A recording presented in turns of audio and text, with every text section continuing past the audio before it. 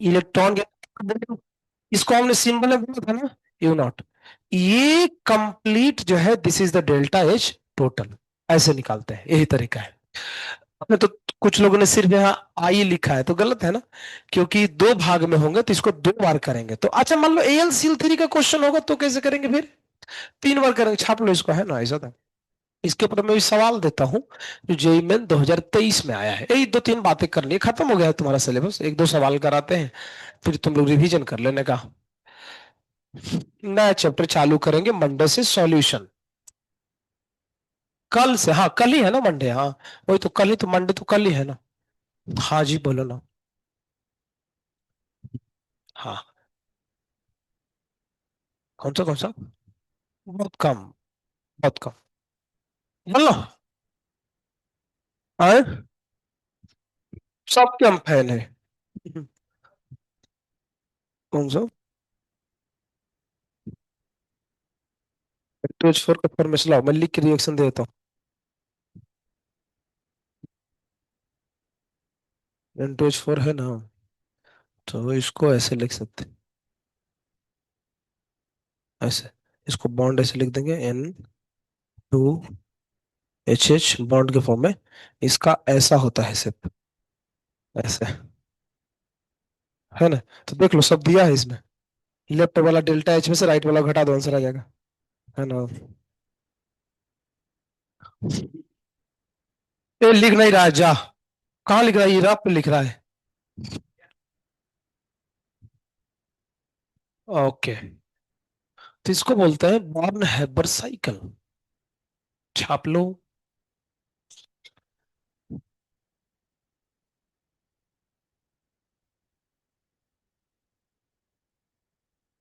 लिख नहीं रहे ऋतुजा मैम? अच्छा, ओके, ठीक है।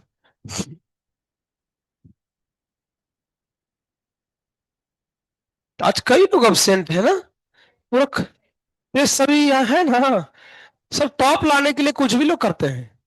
कई, अरे सब क्लास में जब अब्सेंट रहते हैं, कोई सब भाग गए इधर। पांच पांच आदमी बैठ, इधर पांच पांच लोग बैठते थे पहले, एक पर एक बैठते थे चढ़ चढ़ करके। आज कोई नहीं है। और कार्डबोर्ड तो भाग गई लगता है, 15-20 दिन से गायब है।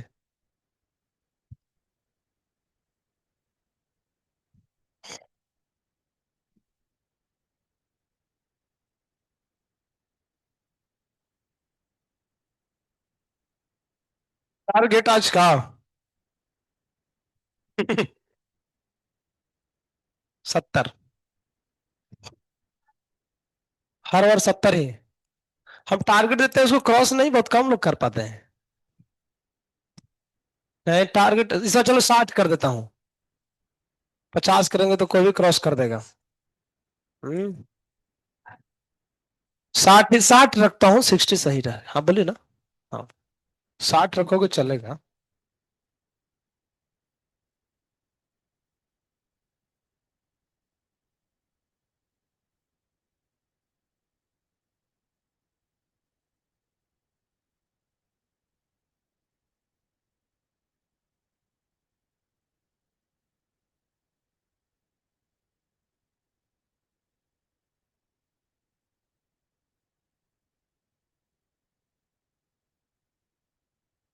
है?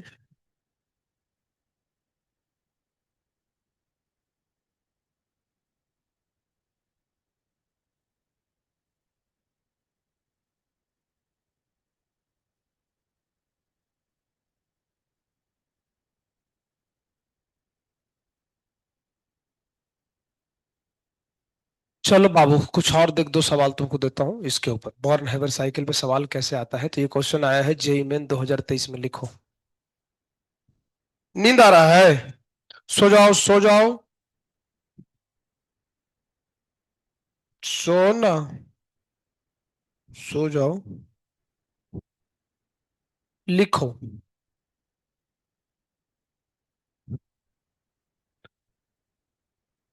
The born हैवर cycle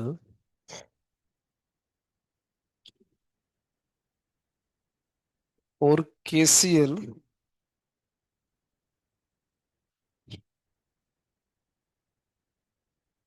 is evaluated with the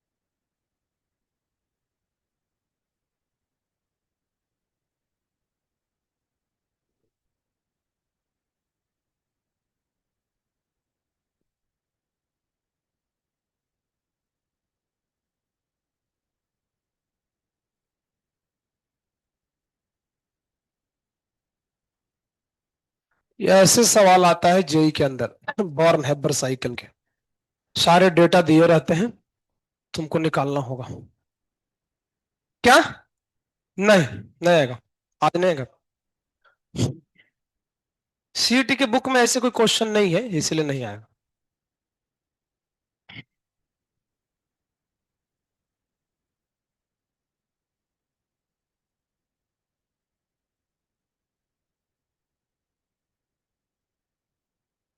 कुल मिलाकर के पहले तुम केसीएल का बॉर्न हैबर साइकिल ड्रॉ करके दिखाओ। केसीएल का बॉर्न हैबर साइकिल बना दो, आंसर आ जाएगा। केसीएल का बॉर्न, एनएससीएल का लिखा है तो केसीएल का सेम ही रहेगा, बॉर्न हैबर साइकिल में कोई चेंजिंग नहीं आएगी।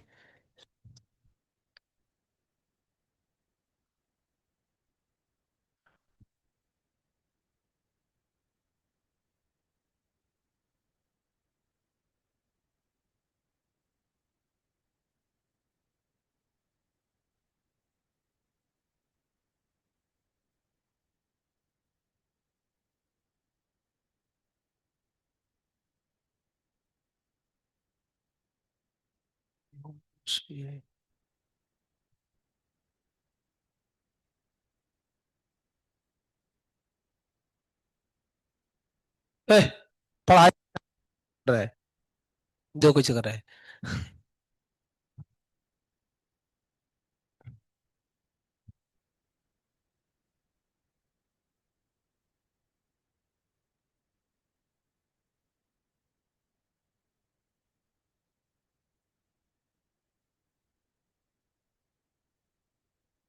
कैलकुलेटर नहीं याद रहता है परीक्षा में, ध्यान रखना, ठीक है ना। कैलकुलेटर परीक्षा में नहीं रहेगा।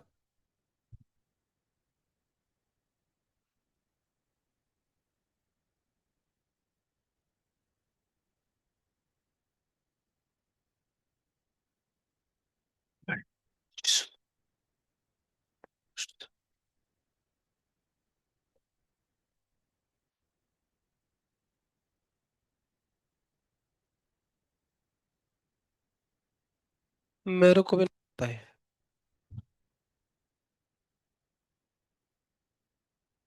इसका आंसर आता है -717.8। माइनस, नहीं मैं क्या ही बोल रहा हूँ। हाँ सही बोल रहा हूँ, हाँ सही बोल रहा हूँ। -717.8 आएगा। देखो लगा करके, आंसर तो बाद की बात है, पहले तो बॉर्न, ये क्या कर रही है रे। हम बोले कि बॉर्न हैबर साइकिल ड्रॉ करो इसका, तो तुम क्या चालू कर दी बनाना। तो बिना ड्रॉ करे कैसे बनेगा। हम तब तक नहीं बना सकते हैं जब उसका हम साइकिल मेरे को पता नहीं हो।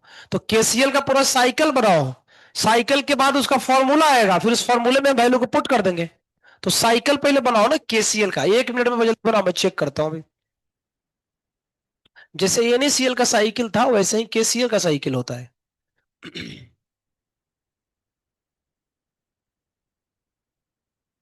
साइकिल बनाओ। आए। ए, सो रही है, उठ जा। सो कह रही है।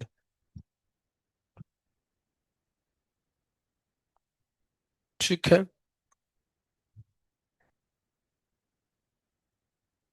ऐसे कैलकुलेशन डायरेक्ट कर रहे हैं? अरे पहले साइकिल बनाओ ना भैया। साइकिल बनाओ ना पहले। मेरे को भुला गई, दिमाग नहीं काम कर रहा है इसका।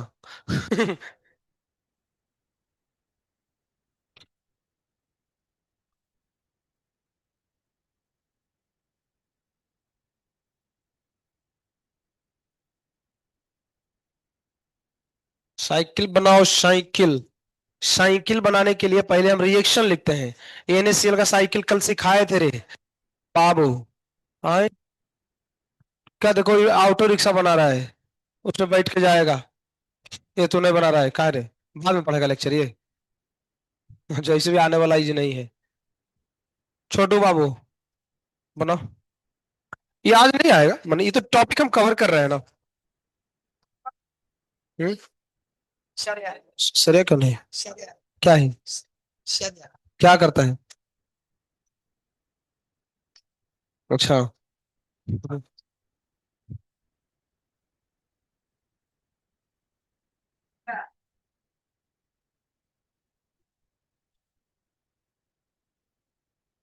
आया कहा काले? भाई गलत है। गलत है। -717 आता है। हाँ चलेगा। -717.8 को -718 भी लिख सकते हैं।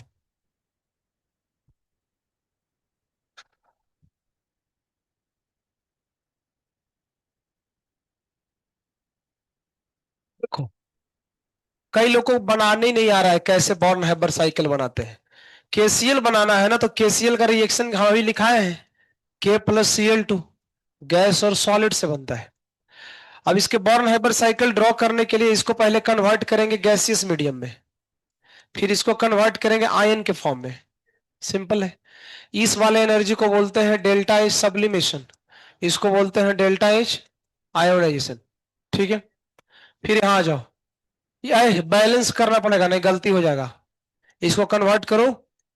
बॉन्ड एनर्जी इसको बोलते हैं डेल्टा एच सी एल। दो से भाग देंगे, क्यों? क्योंकि बॉन्ड को तोड़ा जा रहा है। इसको कन्वर्ट करेंगे Cl- में। इस एनर्जी को बोलते हैं डेल्टा एच Eg। ये दोनों आपस में मिल जाएगी, है ना? ये मिल करके ये बनेगा। ठीक है। ओके, तो फाइनल लिखेंगे delta H total, delta H sublimation plus delta H ionisation plus delta H Cl/Cl/2 plus delta H Eg। और यहां पे एक निकलती है ना, कौन सी निकलती है? You not. अब डालना चालू करो ना एक एक करके, चलो। ये वैल्यू कितना है देखो तो। हाँ, 89.2। आई कितनी है देखो तो, 419। ये वाले, अच्छा हाँ हाँ हाँ, है ना? ये कितना है? 243/2 प्लस इजी। इजी। इजी देखो कितना है। हम बोले थे ना माइनस में होता है, तो अब अपना दिमाग मत लगाना कि माइनस में होता है, सर बोले थे माइनस उसको कर दो तो फिर से तो प्लस हो जाएगा। हमको फॉर्मूला में डालते समय क्या रहना चाहिए? माइनस रहना चाहिए। ऑलरेडी माइनस में दिया है देखो ना, सीधा उठा के डाल दो खड़े खड़े, चलो। तो इसको हटा देते हैं। मैं सीधा लिख देता हूं -348 यू नॉट। ये क्या कर रहा है बुचरू बुचरू, देखो। देखो, ये वैल्यू क्वेश्चन में भी दिया है देखो, यहाँ पे -436.7। कर लो कैलकुलेशन। यही यू नॉट की वैल्यू निकालनी है। ये निकालोगे तो आएगा -717.8 आता है। एकदम खड़े खड़े गलत है। -717 आता है। तुम बोका है, तेरा अर्थ बोका है, बोका है बाबू। 717 आता है। अप्रोक्स 17 का 13 अप्रोक्स कहाँ कौन से स्कूल से पढ़ के आया है? कहाँ से? मंचर से आया रे, आईटी मंचर।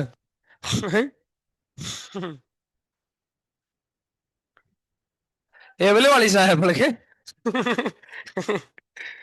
एवले वाली, एवले वाली आंगनबाड़ी। आंगनबाड़ी में पढ़े हो तुम? नीले सेबला आर्यन नेबले आंगनबाड़ी में पढ़े हो? आंगनबाड़ी पता है किसको बोलते हैं? वो छोटा छोटा जो बच्चा होता है ना, नर्सरी से भी नीचे। हाँ, प्ले ग्राउंड, प्ले ग्रुप उसको बोलते हैं। वो लोग आंगनबाड़ी में पढ़ते हैं। मारवाड़ी बोलते हैं। बालवाड़ी? नहीं, हमारे यहाँ बिहार में उसको आंगनबाड़ी बोला जाता है। तुम लोग मारवाड़ी बोलते हो? बालवाड़ी? दोनों बोलते हैं, बच्चों का है, हाँ। हम्म, वही तो।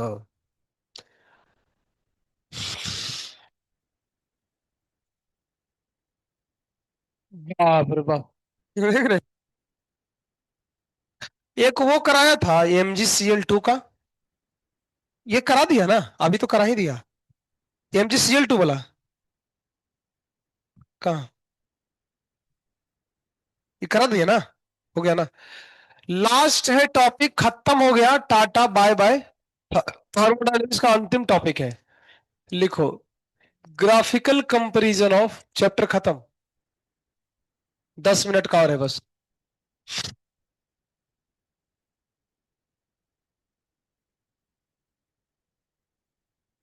आए, आज टेस्ट है ना बबुआ।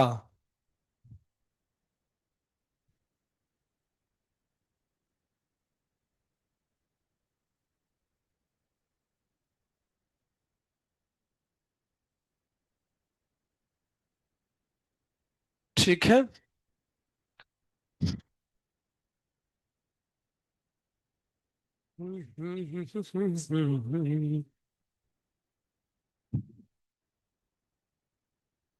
ई वर्सेस भी।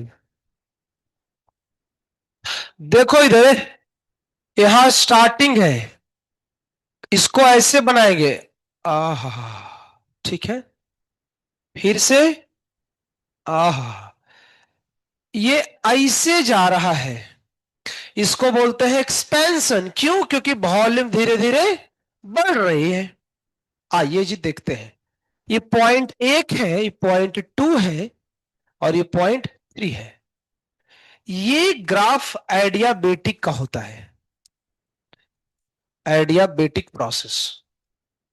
और नीचे वाला ग्राफ आइसोथर्मल का होता है, आइसोथर्मल प्रोसेस। ठीक है। और भी कई सारी बातें हैं, कुछ पॉइंट में लिखता हूं, देखो। Slope of adiabatic is greater than slope of, इसको छापिए।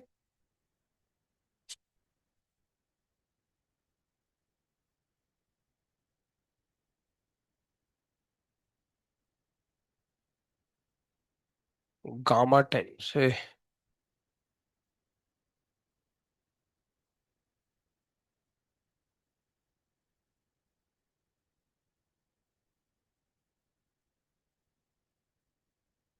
बहुत बेसिक चीजें हैं, कोई भारी भरकम चीज नहीं है, आसान है।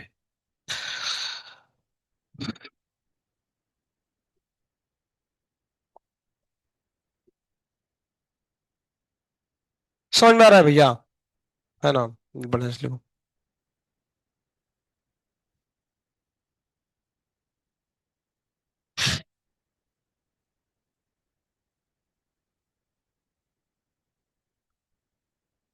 जा, उल्टा हो गया।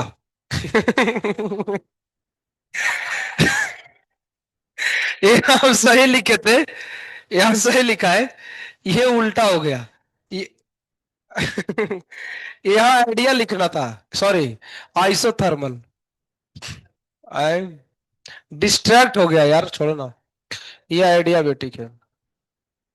आई आइडियाबेटिक प्रोसेस, ठीक है। छापो ना। आए। क्या है पता, क्या पता है यार। आए। है ना। हमने लिखा था सही, लेकिन ऊपर नीचे हो गया। तुम लोग के पास भी दिमाग नहीं है ना, कि खुद से सोचे कि अरे ऐसे कैसे हो सकता है। हाँ, सोचा था ना। लेकिन तुमको लगा कि नहीं, तुम ही गलत हो गए। है। हाँ। नहीं नहीं, लिखने में ऊपर नीचे हो जाता है। अभी उस बैच में सही लिखा था, तुम्हारे बैच में उल्टा हो गया। और स्टेटमेंट सही लिखा है कि स्लोप आइडियाबेटिक का बड़ा होता है। क्या खा रहा है? पूरा ताकत बढ़ा रहा है, लगता है शादी करना है क्या रे? हैं? बढ़ा लो ताकत अभी, बाद में तो घटना ही है ना। खाओ खाओ। नहीं। अच्छा।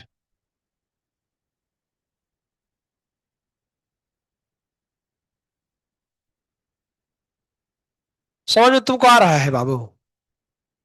क्या कर रहा है? क्या कर रहा है?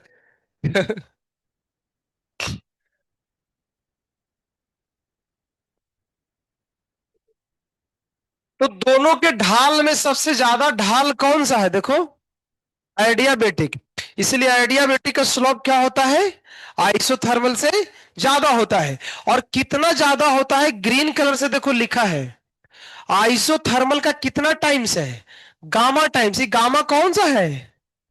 Poisson's ratio, CP by CB. तो ज्यादा है, इसीलिए कितना ज्यादा है परीक्षा में आ सकता है, गामा टाइम्स ज्यादा होता है। तो ये थोड़ा सा हम ध्यान रख सकते हैं जिंदगी में। और भी इसमें बातें हैं, वो भी मैं बताता हूं। देखो, अगली बात इसमें जो है वो ये है कि अगर मान लीजिए यहाँ टेम्परेचर T1 है, यहाँ T2 है, यहाँ T3 है, तो एक परीक्षाओं में एक सवाल पूछा जाता है, मैं सवाल ही डायरेक्ट लिख रहा हूं, क्वेश्चन लिखो। Which of the following is correct? इसमें से कौन सही है? पहला ऑप्शन। एक से ज्यादा आंसर भी सही हो सकते हैं। T1 बराबर T2, T1 बराबर T3, T1 greater than T3। चौथा, T1 ग्रेटर देन T2। पांचवा, T1 लेसर देन T3। पांच ऑप्शन है, ठीक है। एक से ज्यादा आंसर इसमें सही है। अब ये थोड़ा दिमाग लगाना है, टेम्परेचर के बारे में कमेंट करना है, सोचो ना तो जरा, अगर आए तो। पहला तो खड़े खड़े मार सकते हो तुम, है ना। तीसरा भी मार रहे हो तो सही मार रहे हो। और अगर पहला तीसरा मार दिए तो एक और मार सकते हैं, सोचोगे तो तुमको पता चलेगा। चौथा, हाँ, सेम ही है ना। तीसरा और चौथा सेम ही है, अगर दिमाग जो लगा के सोचेगा तो।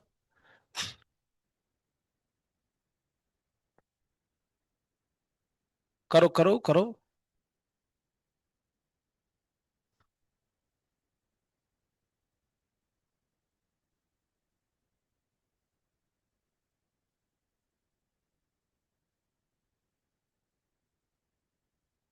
हरे राम, हरे राम,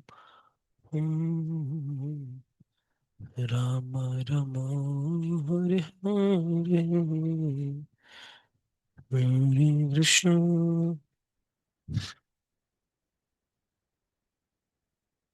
हरे कृष्ण, कृष्ण कृष्ण, हरे हरे। हाँ, तो ठीक तो है, हमें लगता है कि इसमें पहला ऑप्शन तुम्हें जच रहा होगा। देखिए भैया, 1 से 2 की प्रोसेस आइसोथर्मल है ना, तो आइसोथर्मल में टेम्परेचर हमेशा कांस्टेंट होगा। तो 1 से 2 आओगे तो वॉल्यूम ठीक है बढ़ रहा है, प्रेशर घट रहा है, लेकिन टेम्परेचर तो क्या रहेगा, कांस्टेंट। तो ये तो पक्का सही है। और सुनो, जब तुम इस वाले से आओगे आइडियाबेटिक से, तो थोड़ा सा दिमाग लगेगा। देखो, हमारे पास फॉर्मूला होता है delta U Q plus W. अगर हम चर्चा कर रहे हैं 1 2 3 में, तो आइडियाबेटिक में क्यू जीरो होगा। और अगर क्यू जीरो है तो डेल्टा यू किसके बराबर? हमको पता है ये एक्सपेंशन है, तो एक्सपेंशन में हमने ये भी चर्चा किया था कि वर्क क्या होता है, निगेटिव होता है। और अगर ये निगेटिव है तो धीरे धीरे डेल्टा यू, और डीपीपी 1 और 2 में ऐसे सवाल पूछे गए थे कि इंटरनल एनर्जी घटने का मतलब है टेम्परेचर घटेगा, क्योंकि इंटरनल एनर्जी फंक्शन किसका होता है। तो इसका मतलब T1 से T3 जब जाएंगे तो T3 कमेगा ना, कमेगा। तो T3 कम होना चाहिए, थर्ड ऑप्शन, ये तो पक्का है।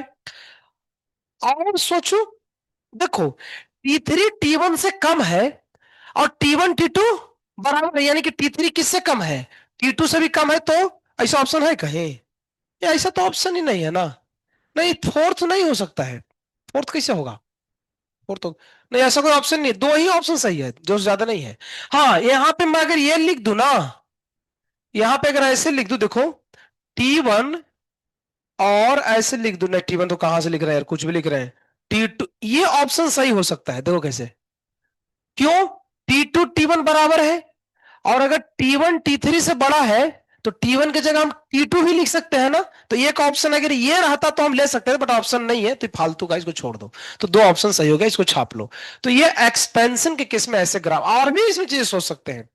एरिया किस में ज्यादा आएगा, आइसोथर्मल में कि एडियाबेटिक में? देखो तो ग्राफ अच्छे से, क्योंकि आइसो का एरिया ऊपर में है, तो ये भी पॉइंट कहीं नोट कर सकते हो, लिख लो, सब खत्म हो गया इसमें।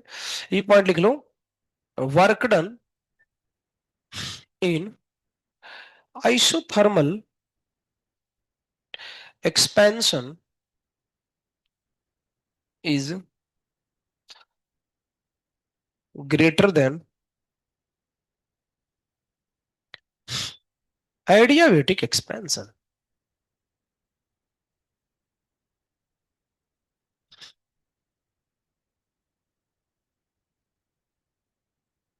ठीक है ना, चलेगा।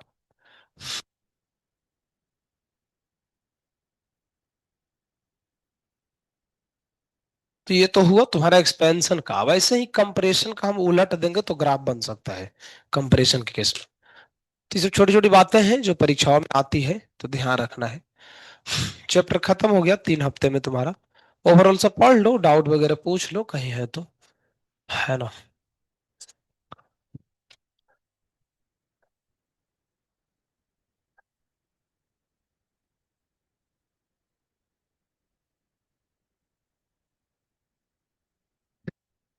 नींद आ रहा है रे? हैं? उठो ना। हैं? चलो, ये हो गया तुम्हारा, बढ़ा देते हैं, है ना। ये लिख लो स्टेटमेंट, ये स्टेटमेंट लिख लो, आगे बढ़ जाओ।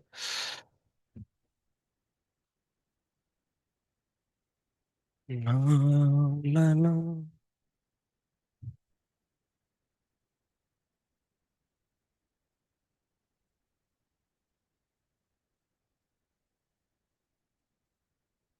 हो गया है ना। इसे ये भी लिखना है, एक्सप्लेनेशन लिख, ये एक्सप्लेनेशन जरूर लिख लेना, है ना, कि कैसे हुआ, पता चला, ये पता ही नहीं चलेगा बाद में तुम रिवाइज करोगे तो। ये तरीका है सोचने का, ठीक तो है ना।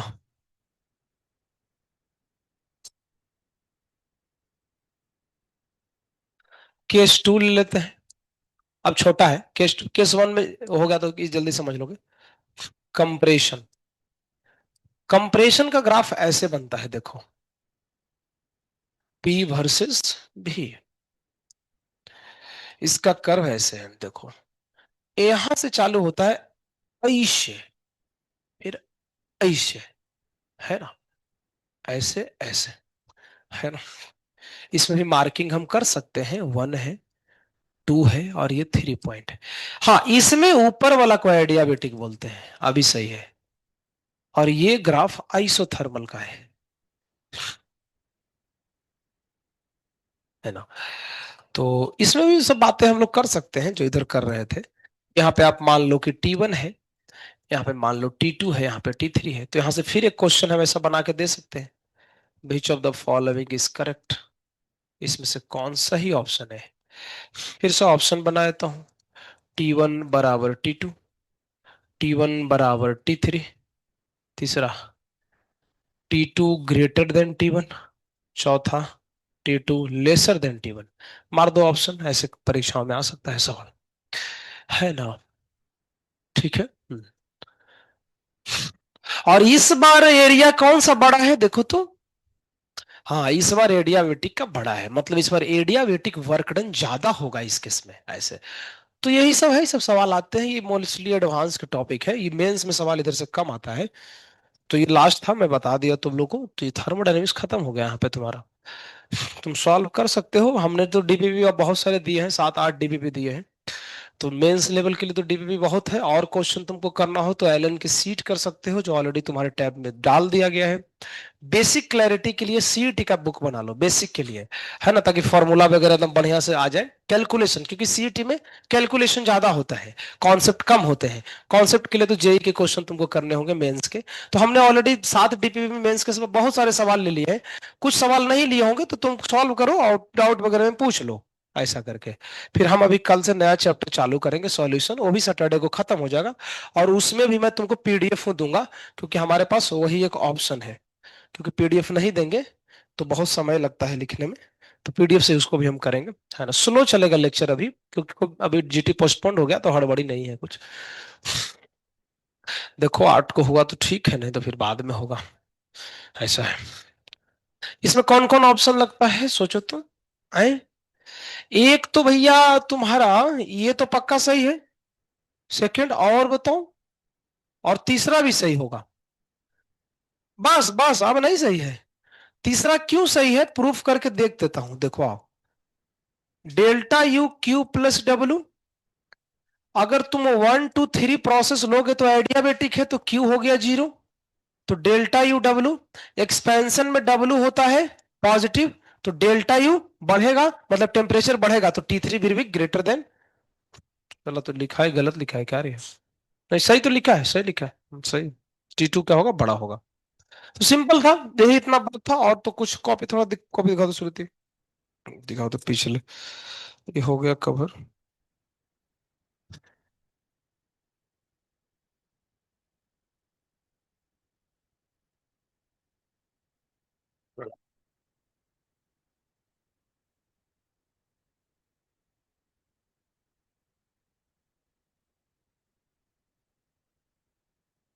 सारे टॉपिक पे सवाल ले लिया है ना, ये ले लिया है इसमें, इस पे भी ले लिया है, इस पे कैलोरीफिक वैल्यू पे सवाल आ गया है। डीपीपी में क्वेश्चन था कैलोरीफिक वैल्यू के ऊपर, डीपीपी में सवाल था, है ना। बॉर्न हेबर साइकिल का मैं सवाल नहीं लिया हूँ, ये बता ही दिया है डियाबिटिक की सब। ना, इंटीजर इंटीजर नहीं आएगा, इंटीजर इंटीजर नहीं आएगा ऐसा। तो खत्म हो गया, इतना ही था, समाप्त, टाटा, बाय बाय, छप। इंटीजर नहीं आएगा श्रुति, इंटीजर नहीं, इंटीजर टाइप में सिर्फ ऑब्जेक्टिव क्वेश्चन है? श्रुति काले, सृष्टि, हाँ सृष्टि, सब एक ही नाम ये लोग रख लिया है, सब बिना मतलब में, है ना। तो यही सब बात है। तो काम तो तुम्हारा हो गया वैसे देखा जाए तो।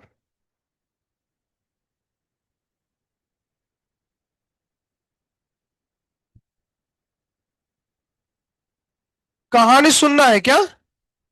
आए, आए, किसको किसको सुनना है हाथ उठाओ।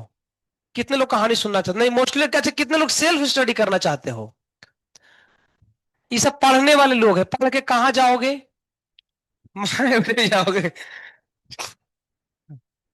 है ना। कहानी सुनना जरूरी है, पढ़ाई लिखाई तो जिंदगी में चलते रहता है, पढ़ते पढ़ते मर जाओगे, कोई काम नहीं आएगा फिर, है ना। चलो, तो कहानी तुम लोग सुना, कैसा कहानी चाहिए, सदा या फिर एकदम हिला दे अंदर से? हिलाने वाले बोल रही है है ना। ओके, ठीक है। पिछली बार कौन सा कहानी सुनाया था? या याद का है? याद कबूतर क्यों है, इसको तो खाली कबूतर ही दिखता है। कबूतर की कहानी उसमें सुनाते हैं, गीता कॉन्टेस्ट वाले क्लास में जो आया था उसको सुनाए होंगे। सुनते हैं। हाँ, तो इसलिए तो वो क्लास अटेंड करो, तुमको ज्यादा डीप नॉलेज चाहिए तो जिंदगी के बारे में, है ना। तो अभी कहानी तुमको सुनाता हूँ, बहुत मजेदार रस वाला कहानी है। देखो, कहानी तो बहुत सारी है। हम्म, देखो, छोटे छोटे हैं, 10 10 15 15 मिनट का। एक पहले सुनाता हूँ, सुनो। देखो, ये बहुत बहुत पुरानी कहानी है, जब सृष्टि की रचना हुई थी ना, सृष्टि की रचना ये कब की बात है? जब सृष्टि की रचना हुई थी। तो सृष्टि की जो रचना हुई थी, तो उस समय जो स्टार्टिंग में थे भगवान ब्रह्मा ने, ब्रह्मा जी के बेटे थे, उनका पहला बेटा, उनका तो बहुत सारा बेटा हुआ है एक ही बार में, कई बार, हर कई इंस्टॉलमेंट में हजारों की संख्या में उनके बेटा जन्म लेते हैं, क्योंकि ब्रह्मा जी है ना। तो उनके एक बेटा था, उनका नाम था मनु। क्या नाम था? मनु। और मनु जो थे, उनके कोई पुत्र नहीं थे, ना पुत्री भी नहीं था, मतलब निसंतान थे। और कई साल बीत गए, उनके कोई संतान हुए ही नहीं, तो बहुत टेंशन में रहते थे वो। तो पहले के जमाने में संतान नहीं होता था ना, तो आज कल जैसा पहले टेस्ट ट्यूब बेबी का कोई कॉन्सेप्ट नहीं था, है ना।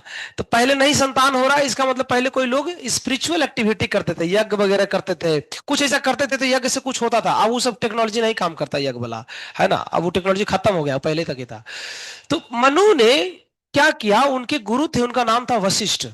तो वशिष्ठ से उन्होंने लिया परामर्श कि हमें क्या करना चाहिए। तो वशिष्ठ जी ने बोला कि तुम यज्ञ करो, यज्ञ से तुम्हें संतान होगा। अब यहां समस्या क्या था कि मनु चाहते थे ना कि हमारा जो संतान हो ना, वो पुत्र हो, पुत्री नहीं चाहते थे, उनका ऐसा मानना था। लेकिन उनकी जो बीवी थी ना, पत्नी, उनको पुत्री चाहिए था। अभी भारी कॉन्सेप्ट खराब हो गया। बाप चाह रहा है कि बेटा हो, अब मम्मी करे कि नहीं बेटी होना चाहिए। तो चलो, लफड़ा तीसरा भी कोई हो सकता है। ऐसे में तो गड़बड़ा जाएगा मैटर ना। तो हुआ क्या, यज्ञ जब चालू हुआ, तो यज्ञ में आहुति दिया जाता है। तो जो ब्राह्मण लोग होते हैं, पुजारी लोग, वो आहुति देते हैं। तो उस आहुति में कुछ मंत्र बोलना होता है।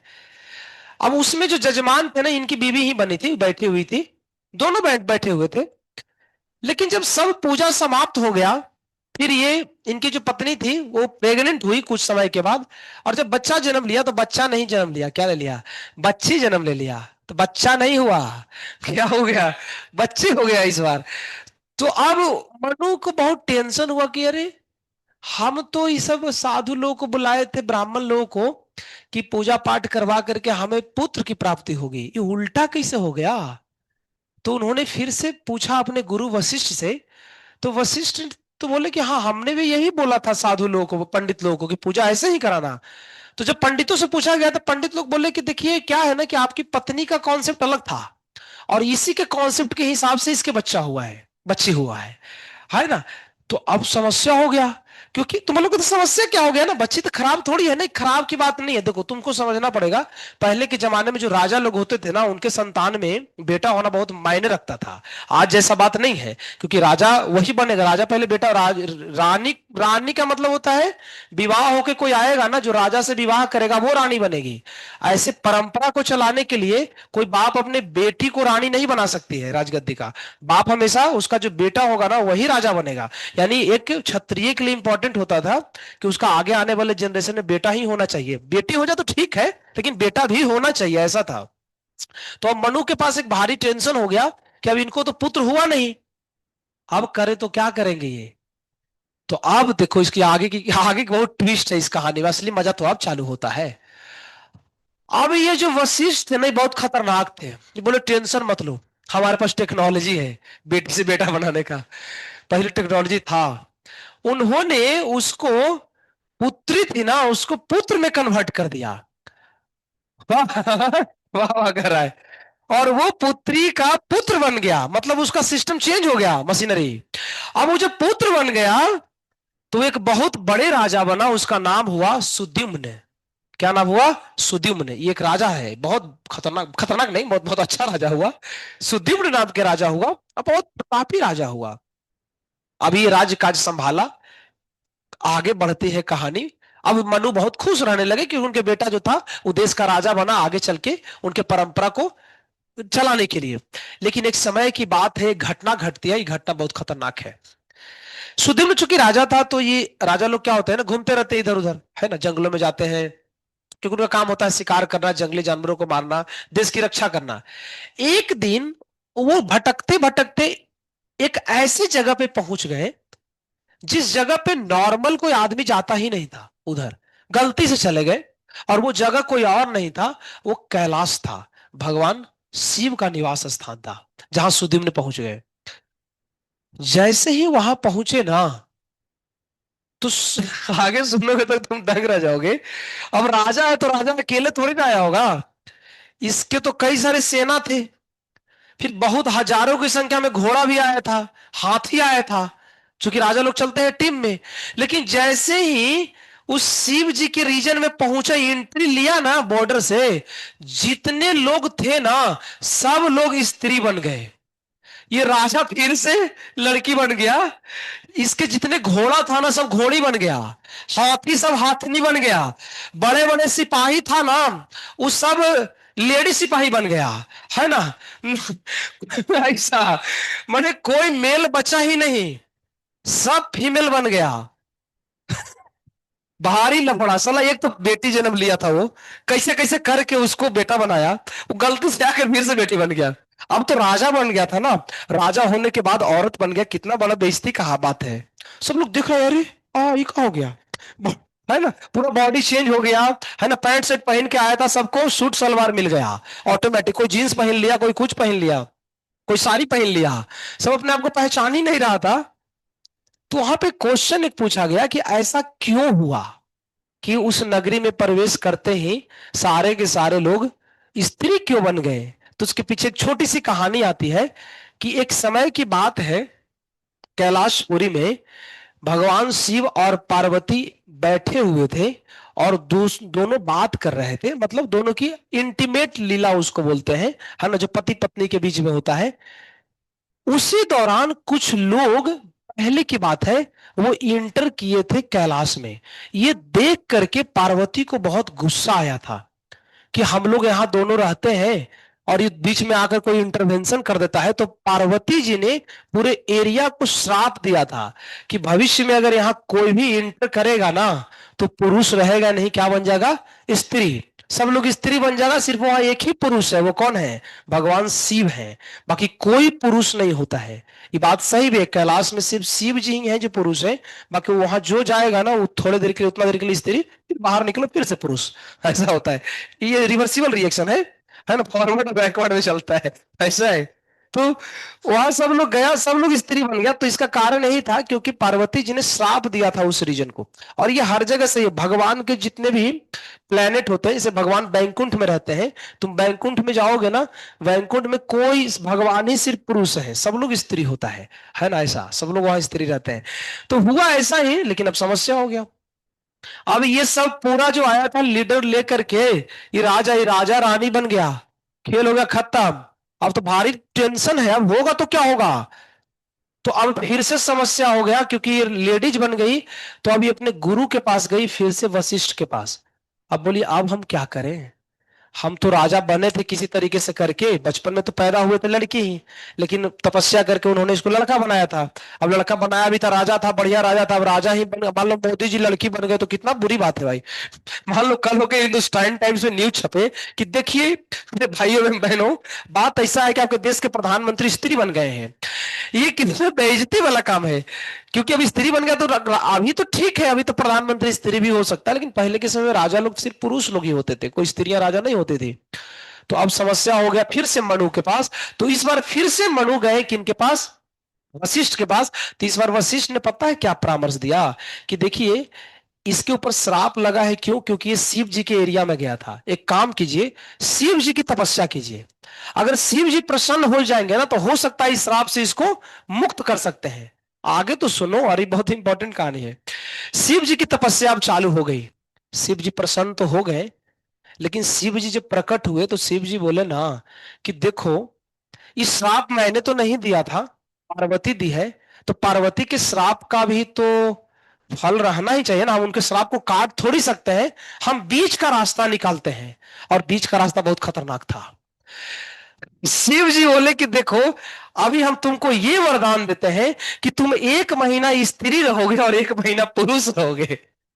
फाइनल वरदान ये मिला, कम से कम परमानेंट स्त्री तो नहीं है ना, 1 महीना पुरुष और 1 महीना स्त्री। मतलब ये महीना खत्म होने वाला है, 30 तारीख है, रात को सोया है, सुबह उठा 1 तारीख है पुरुष बन गया, अच्छा ऐसे करके फिर 1 महीना रहेगा पुरुष। अब एक कहानी में महा टीवी में सुनाया था, तो एक लड़का ने क्वेश्चन पूछा कि सर मान लीजिए 30 तारीख को हुई वो प्रेग्नेंट हो गई, तो फिर एक को क्या होगा, क्योंकि प्रेग्नेंट हो गई तो अब तो एक को उसको पुरुष बनना है।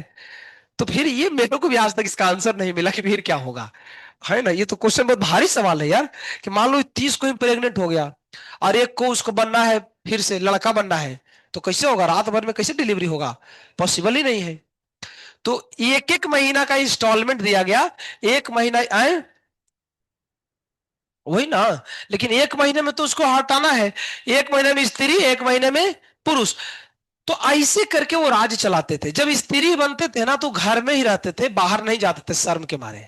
लेकिन फिर से जब पुरुष बनते थे तो एक महीने के लिए फिर से वो राजगद्दी पे जाकर के राजा की तरह संभालते थे, मतलब एक महीने के लिए पोस्ट खाली रहता था, क्योंकि स्त्री बन जाते थे। ऐसे ऐसे करके उन्होंने राज चलाया कई सालों तक। लेकिन उनके देश की जो जनता थी ना, वो बहुत नाखुश रहती थी। क्यों, इस साला राजा है यार, क्या है यार, एक महीने के लिए आता है फिर एक महीने के लिए चला जाता है चूड़ी पहन के घर में, है ना। तो देश की जो जनता थी ना वो खुश नहीं रहती थी। तो फिर समस्या हो गया कि चूंकि देश की जनता खुश नहीं थी, तो फिर सुद्युम्न जैसे जैसे बूढ़े हो गए तो उनके पुत्र जन्म लिए थे, उनके बेटे जन्म लिए थे। और उनके बेटे जब आगे चल के जन्म लिए तो फिर उन्होंने अपने बेटे को राजा बना दिया। और वो फिर अपने आप को छोड़ करके जब बुढ़े हो गए तो वो जंगल में चले गए। तो फिर जब उनका बेटा राजा बना तो फिर वो राज्यकाज संभालता था, है ना। और उनका बेटा कौन बना इसकी एक अलग ही कहानी है, और वो बहुत लंबी कहानी है। वो भी कहानी हम शायद किसी बैच में सुनाए होंगे।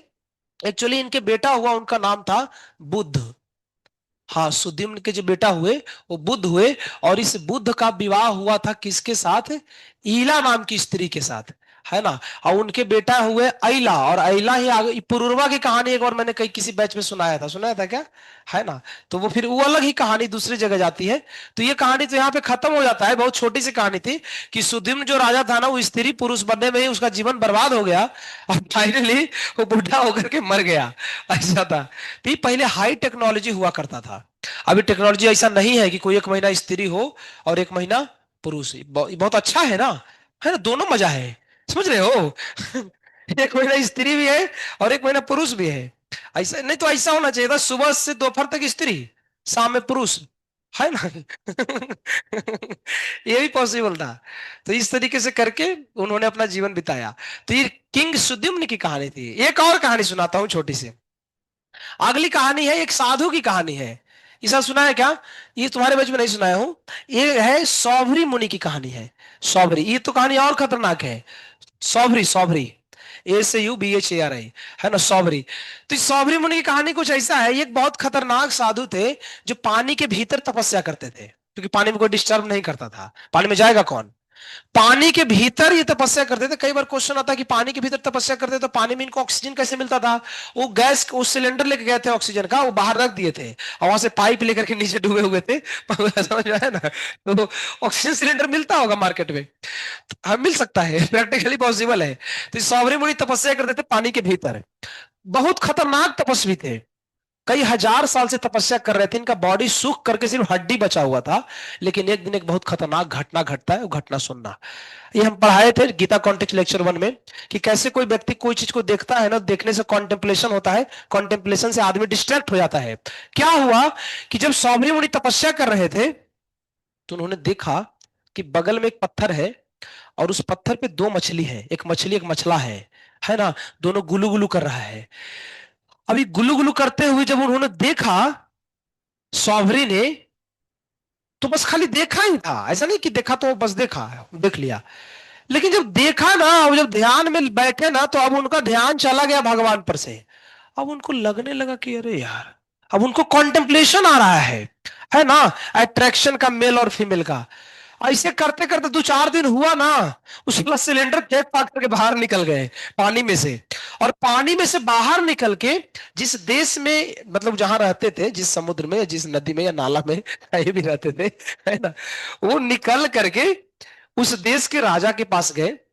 और देश का राजा कौन था, मंधाता था, है ना। उस मंधाता की 50 बेटियां थी खूबसूरत। उस मंधाता के पास जाते हैं सौभरी मुनि। अब वो एक बुढ़ा एक इंसान है, साधु, कोई जवान नहीं है, शरीर सूख चुका है। जब उस सौभरी मुनि जाता है मंधाता के पास, तो राजा देखता है कि हमारे नगर में, हमारे दरबार में कोई साधु आया है। तो स्वागत के लिए बहुत व्यवस्था करता है, बहुत अच्छे से स्वागत करता है सौभरी का। और अंत में वो पूछता है राजा कि आप बताइए गुरुदेव, मैं आपको क्या सेवा करूं। तो ये क्या बोलता है शबरी कि मैं चाहता हूं तुम्हारी बेटियों से विवाह करना। उसको हार्ट अटैक आता है, इस साला बुढ़ा हक हक ऐसे से कर रहा है।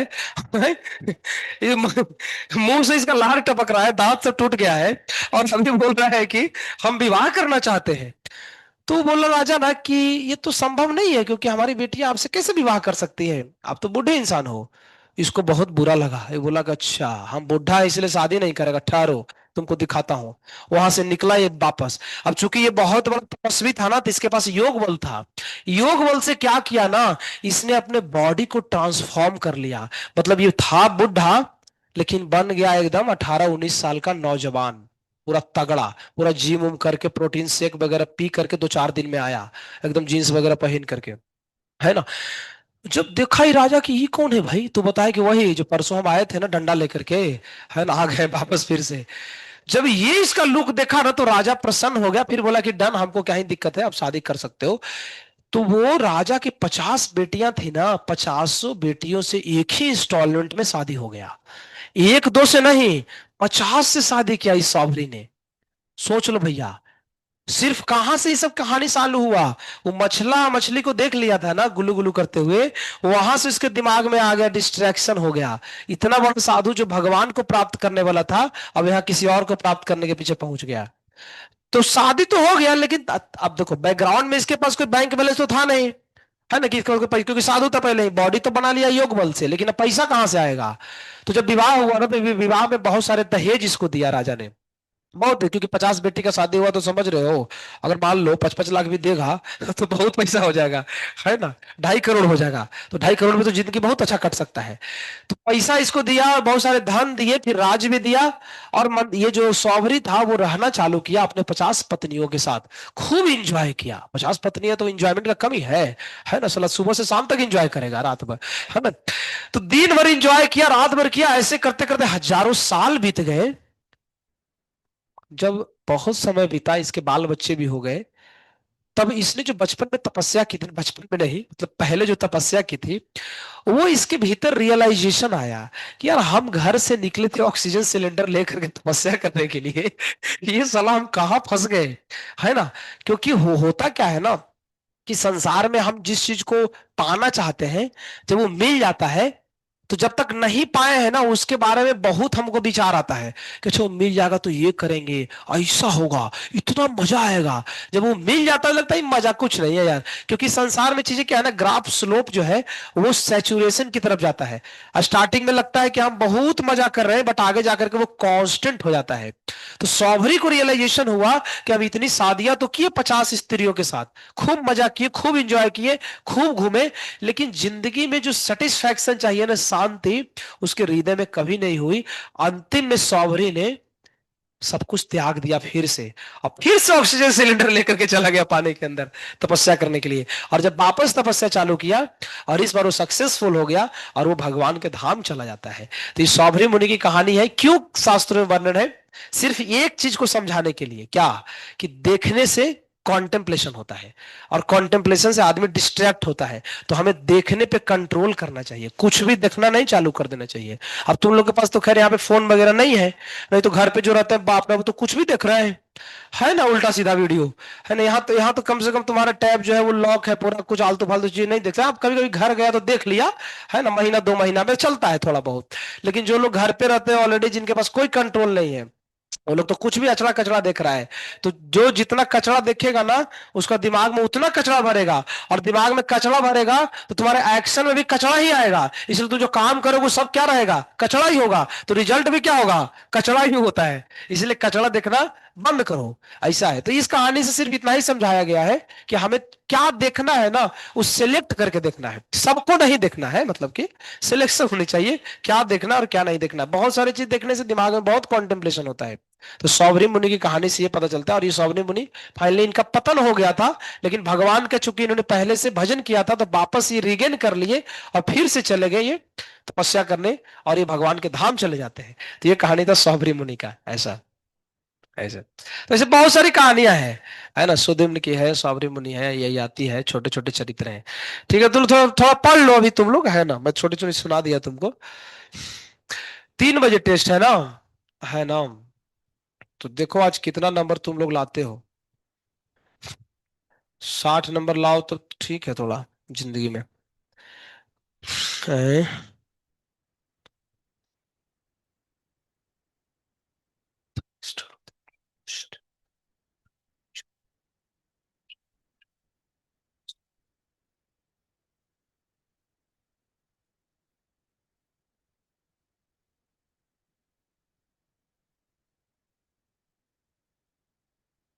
नमस्ते नर सिंह।